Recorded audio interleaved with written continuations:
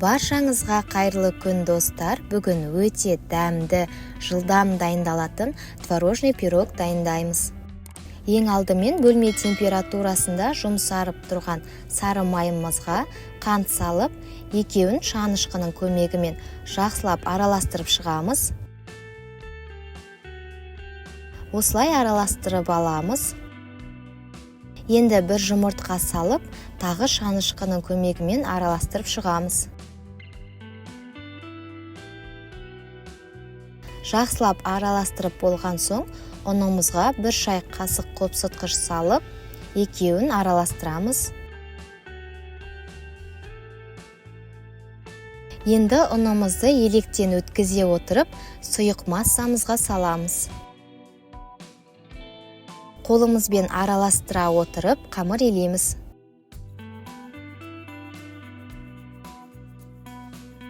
Қамырымыз өте жұмсақ болып шығады.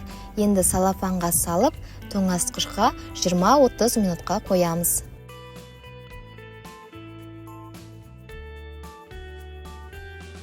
Оған дейін начинкасын дайындаймыз. 400 грамм творог аламыз. Үстіне 2 жұмыртқа саламыз. Одан соң қант қосамыз. Енді 2 ас қасық жүгері крахмалын қосамыз. 10 грамм ванильный сахар саламыз. 200 грамм қаймақ қосамыз. Менде 20% қаймақ. Енді барлығын блендердің көмегімен жақсылап араластырып шығамыз.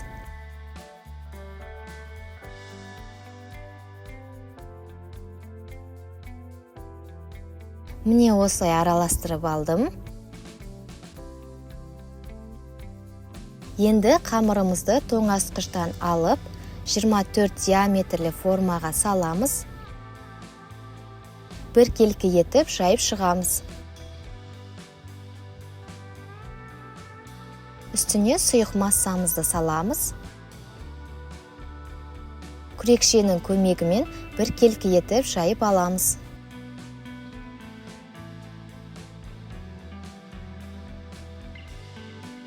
Қызып тұрған пешке 180 градусқа 30-40 минутқа қоямыз. Міне біздің творожный пирогымыз дайын. Пештен алған соң бірден кеспейміз. 1-2 сағатқа қойып, суытып аламыз. Сосын формадан шығарып кесеміз.